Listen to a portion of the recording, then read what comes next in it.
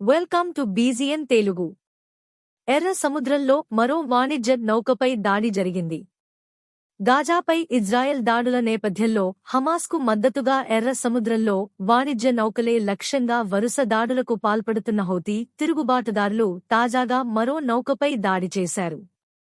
భారత్కు వస్తున్న Andromeda star అనే ఆయిల్ ట్యాంకర్పై హౌతీ రెబల్స్ క్షిపణితో దాడి చేశారు.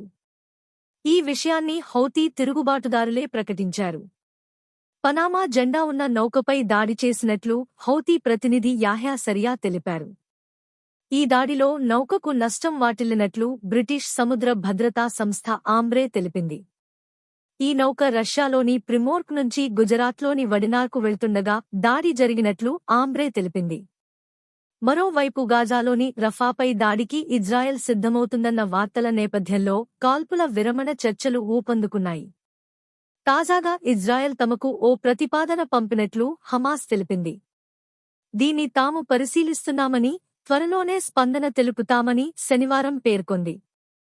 ఇజ్రాయెల్ ప్రతిపాదనలోని అంశాలను మాత్రం హమాస్ సీనియర్ నేత ఖలీల్ అల్ హయ్యా వెల్లడించలేదు.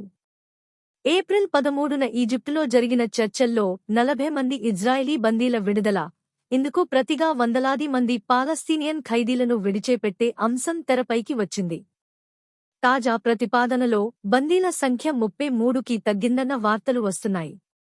ఇదిలా ఉంటే, గాజాపై ఇజ్రాయెల్ దాడికి వ్యతిరేకంగా అమెరికా విశ్వవిద్యాలయాల్లో ఆందోళనలు కొనసాగుతున్నాయి.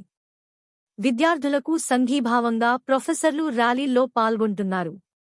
Thanks for watching బీజీఎన్ Telugu.